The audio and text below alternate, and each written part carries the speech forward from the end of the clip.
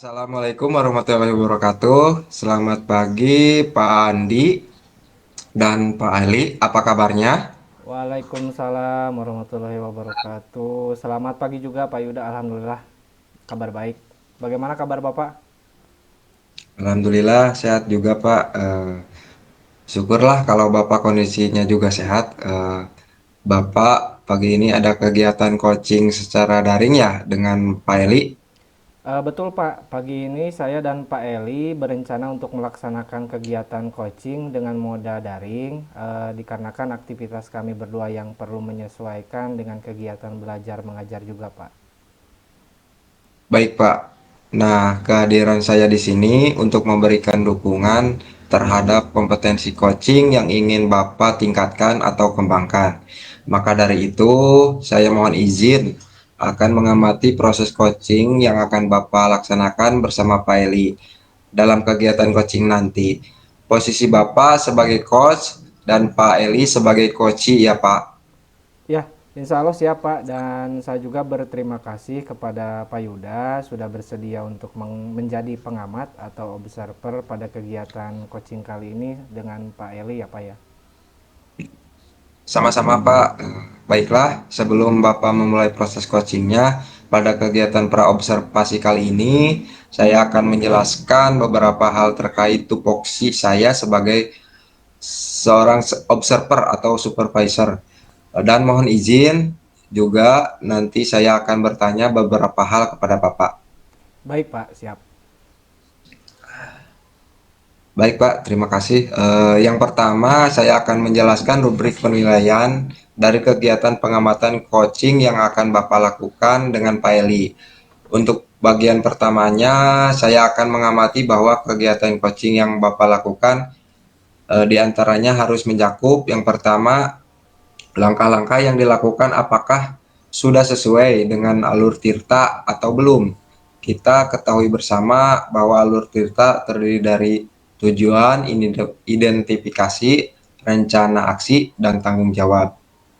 Kedua, prinsip-prinsip coaching, di mana prinsip coaching yakni membentuk kemitraan dengan coachee, menggali potensi coachee, jadi pada dasarnya coach dan coachee ini memiliki kesetaraan. Dan yang ketiga, kompetensi inti coaching terdiri dari kehadiran penuh, mendengarkan aktif, dan mengajukan pertanyaan yang berbobot yang harus ada dalam proses kegiatan coaching yang akan Bapak laksanakan. Di mana tiga kompetensi tersebut dapat dimunculkan dengan cara rasa, yaitu receive, kemudian appreciate, lalu summarize, dan yang terakhir ask. Ya, baik Pak. Sebelumnya terima kasih atas arahan dari Bapak. Dalam pelaksanaannya, saya akan mencoba untuk melaksanakan kegiatan coaching bersama Pak Eli ini dengan seoptimal mungkin, sesuai dengan pemahaman yang sudah saya dapatkan. Luar biasa, Pak. Nah, selanjutnya saya ingin bertanya terkait kompetensi coaching yang ingin Bapak kembangkan nanti itu apa? Pada dasarnya saya menginginkan bahwa semua kompetensi inti coaching dapat terwujud meliputi semua aspek kompetensi coaching yang ada pada diri saya, Pak. Baik, berarti Bapak ingin mengembangkan tiga kompetensi itu ya Pak, yaitu kehadiran penuh, mendengarkan aktif, dan mengajukan pertanyaan berbobot. Namun, di antara ketiganya, kira-kira mana yang lebih spesifik yang ingin Bapak kembangkan atau ingin Bapak observasi? Yang lebih spesifik yang ingin saya kembangkan itu dalam hal mendengarkan aktif ya Pak dan mengajukan pertanyaan berbobot kepada coach saya Pak. Baik, berarti ada dua ya Pak yang ingin dikembangkan yang lebih spesifik, yaitu mendengarkan aktif dan mengajukan pertanyaan berbobot.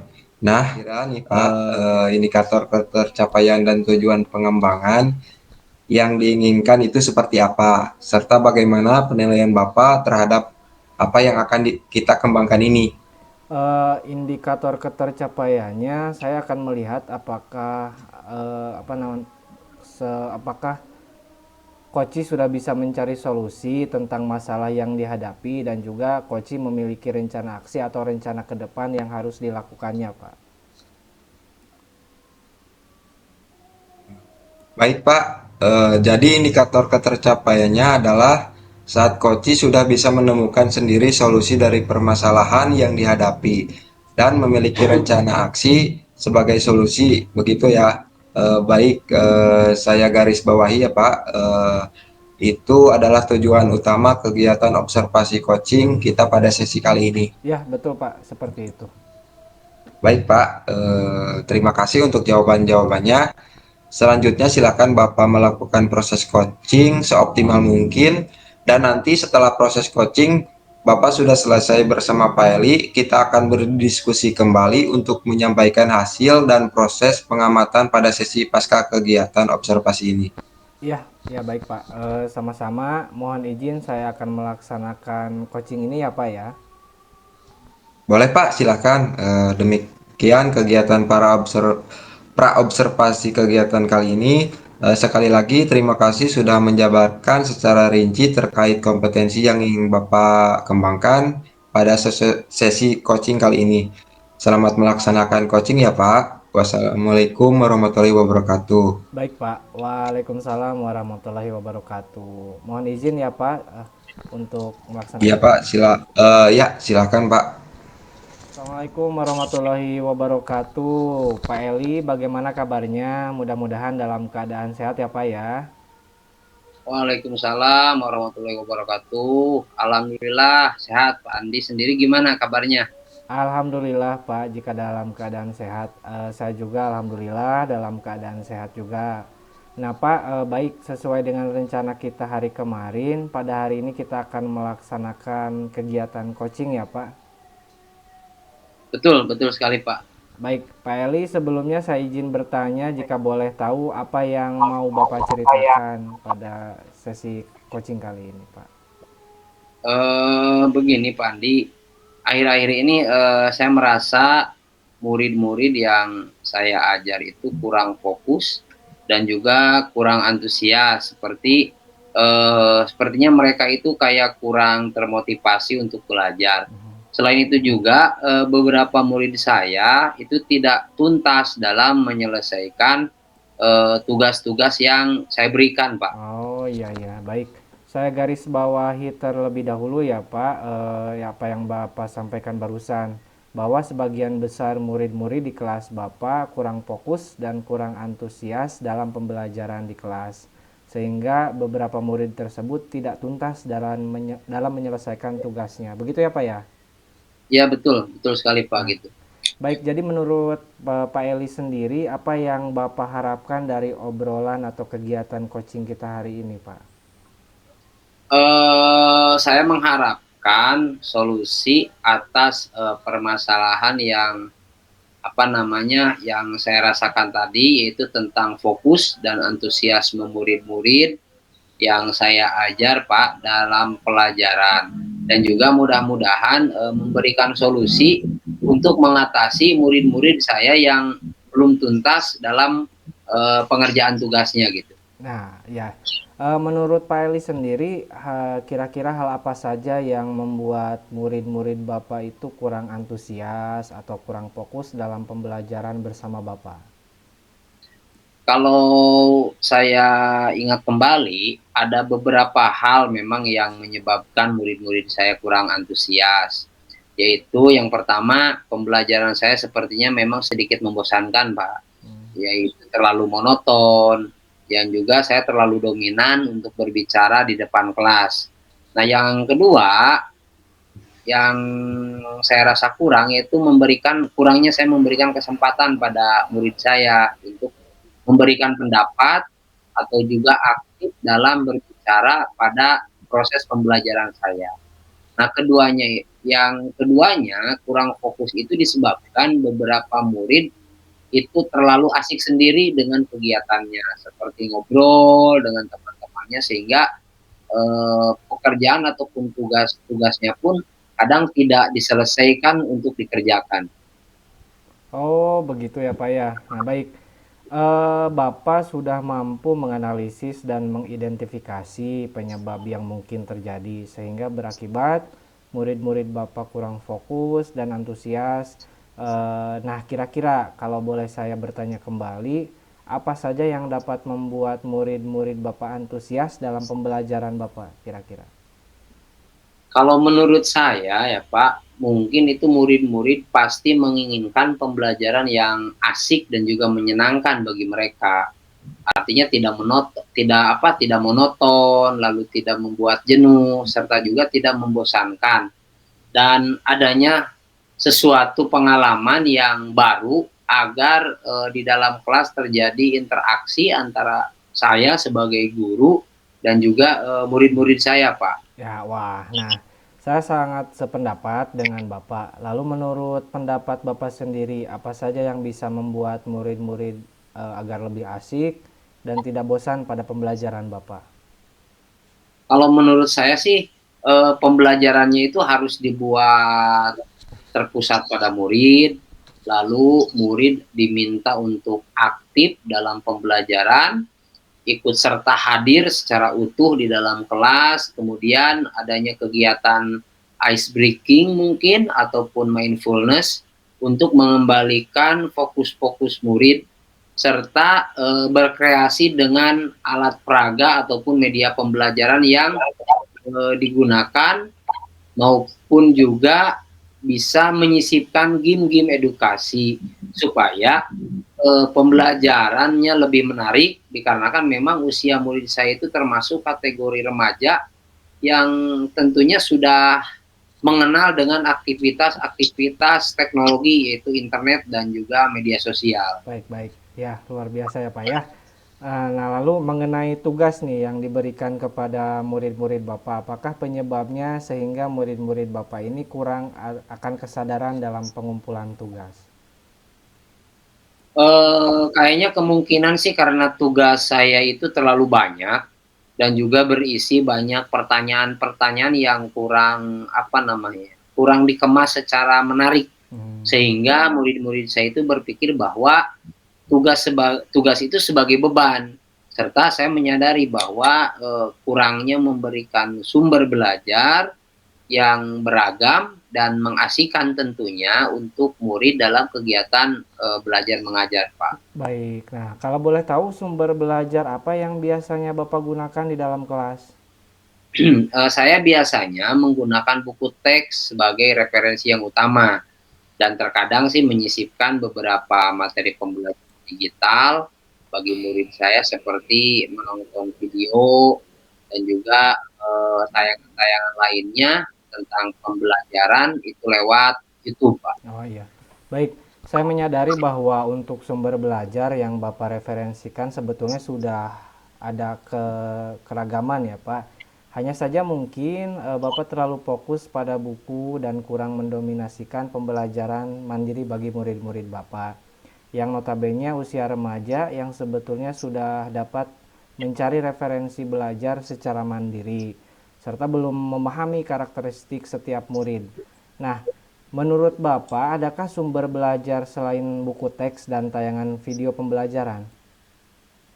Kalau saya pikir sih banyak ya Pak, sumber belajar itu seperti ada e-book, dan juga ada e-library, lalu artikel di blog-blog atau juga tulisan-tulisan ilmiah di internet, atau bisa juga kita menggunakan aplikasi yang sedang tren dan tidak terlalu asing sebetulnya bagi murid-murid saya, yaitu seperti Quizizz ataupun media sosial Facebook, TikTok ataupun juga Instagram, Pak. Nah, ya, betul sekali ya Bapak ya. Saya yakin sekali bila Bapak bisa menggunakan berbagai macam sumber belajar, pasti akan membuat murid-murid antusias dalam pembelajaran.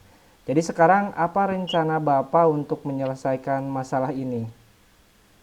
Yang pertama, saya mungkin akan merancang pembelajaran yang mengasihkan dengan prinsip diferensiasi, dengan langkah pertama mendiagnosa gaya belajar murid saya pada kegiatan awal, lalu untuk memetakan potensi dan karakteristik murid saya. Selanjutnya, saya menggunakan modifikasi alat peraga dan media pembelajaran menggunakan metode project based learning atau PJBL, dan sumber belajar yang beragam seperti yang tadi saya sebutkan seperti YouTube, media sosial, dan apa namanya yang dekat-dekat lah dengan kehidupan murid-murid saya sehari-hari. Kemudian yang selanjutnya saya akan memberikan tugas sesuai dengan gaya belajar setiap murid, dan bentuk tugasnya juga sesuai dengan minat dan bakat murid-murid saya, sehingga murid tidak terkesan dipaksa, tetapi mereka memang senang mengerjakan tugasnya. Misal menggunakan bentuk games, menggunakan aplikasi quiz laporan project secara digital, dan lainnya lah sesuai dengan perkembangan zaman teknologi hari ini, Pak. Waduh, luar biasa, bagus sekali rencana Bapak. Mudah-mudahan dapat diimplementasikan dan tantangan-tantangan yang muncul itu dapat diselesaikan juga oleh Bapak ya. Nah, selanjutnya apa komitmen Bapak terhadap rencana Bapak ini? Saya berkomitmen untuk selalu membuat rencana pembelajaran yang mengasihkan, menggunakan modifikasi alat dan banyak sumber belajar untuk eksplorasi materi, sehingga murid-murid saya dapat menjalankan merdeka belajar secara utuh, dan saya akan membuat murid-murid saya senang dalam kegiatan eksplorasi materi tersebut tanpa ada unsur paksaan. Akan saya serahkan pemilihan sumber belajar itu sepenuhnya kepada murid-murid saya, Pak. Ya, bagus sekali Bapak ya. Saya sangat mendukung. Mudah-mudahan semua berjalan dengan lancar dan sesuai dengan apa yang menjadi harapan Bapak. Siap, Pak. Terima kasih Pak Andi. Sekaligus juga saya ucapkan terima kasih atas waktunya pada hari ini bisa sharing. Saya sangat senang dan tenang dapat berbagi dengan Pak Andi untuk menemukan solusi-solusi dari permasalahan yang terjadi, Pak. Ya siap, sama-sama Bapak. Mudah-mudahan sesi kita kali ini dapat bermanfaat. Mungkin ada lagi yang ingin Bapak sampaikan atau ditanyakan? Saya rasa cukup, Pak. Baik. Saya rasa cukup. Sekali lagi saya ucapkan terima kasih, Pak. Baik, jika tidak ada lagi, saya mohon izin untuk mengakhiri sesi coaching kita kali ini ya Pak. Sehat-sehat selalu, tetap semangat untuk memberikan pelayanan pendidikan terbaik bagi murid-murid kita. Siap, Pak. Mudah-mudahan sekali lagi saya ucapkan terima kasih, dan terima kasih banyak atas waktunya ya, Pak ya. Sama-sama Pak Eli. Mohon izin ya untuk mengakhiri. Wassalamualaikum warahmatullahi wabarakatuh. Waalaikumsalam warahmatullahi wabarakatuh. Assalamualaikum warahmatullahi wabarakatuh. Luar biasa ya, Pak Andi. Saya amati kegiatan coaching tadi berjalan dengan baik.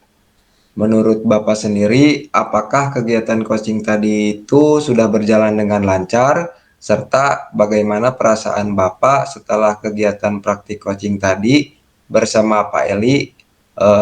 Mengapa Bapak menilai demikian? Ya, alhamdulillah Pak Yuda, menurut saya kegiatan coaching tadi sudah berjalan dengan baik dan lancar, Pak. Saya menilainya demikian karena saya juga merasa senang dan tenang karena saya pribadi dalam kegiatan coaching tadi terkait dengan kompetensi yang ingin saya harapkan atau kembangkan itu sudah tercapai secara optimal atau muncul dalam proses kegiatan dengan coaching ya. Saya juga sangat bahagia bisa berbagi secara terbuka dengan Koci sehingga permasalahan yang disampaikan oleh Koci tadi dapat ditemukan solusi penyelesaian masalahnya tanpa ada faktor judgement atau terkesan seperti memberikan solusi satu arah tanpa melihat situasi dan kondisi dari Koci. Baik, luar biasa. Nah, selanjutnya setelah tadi saya melakukan observasi, ada beberapa hal yang mau saya tanyakan. Boleh, baik boleh, boleh? Pak. Boleh silakan Pak. Pertama, apa saja yang sudah Bapak dapatkan pada saat coaching terkait indikator ketercapaian yang diinginkan? Seperti halnya pembahasan kita pada kegiatan sebelumnya, yakni pada praobservasi. Baik Pak, tadi selama kegiatan coaching saya sudah melakukan tahapan-tahapannya dengan alur Tirta, yaitu dengan menanyakan tujuan coaching yang diharapkan oleh coachi, identifikasi dari permasalahan yang dialami oleh coachi, dan bertanya terkait rencana aksi yang akan dilakukan oleh coachi, serta tanggung jawab dan komitmen yang dilakukan oleh coachi untuk menemukan solusi permasalahannya. Kemudian saya juga menggali kompetensi dari coachi untuk menemukan solusi dari permasalahannya dengan cara memberikan pertanyaan-pertanyaan berbobot dalam hal untuk memantik proses kreatif yang dilakukan oleh coachi, Pak. Baik, luar biasa ya. Secara garis besar, pada saat kegiatan coaching tadi, jika kita merujuk pada penilaian ketercapaian indikator pengembangan kegiatan coaching, kira-kira apa saja yang sudah Bapak lakukan? Ya Pak, jadi setelah tadi melaksanakan coaching, saya merasa sudah mampu fokus terhadap coachi, yaitu mendengar secara aktif dan merumuskan pertanyaan-pertanyaan berbobot sesuai dengan alur Tirta dan rasa, gitu, Pak.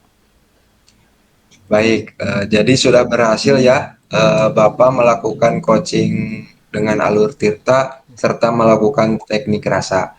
Selanjutnya saya mohon izin untuk menyampaikan hasil pengamatan sesuai dengan kegiatan yang tadi saya amati.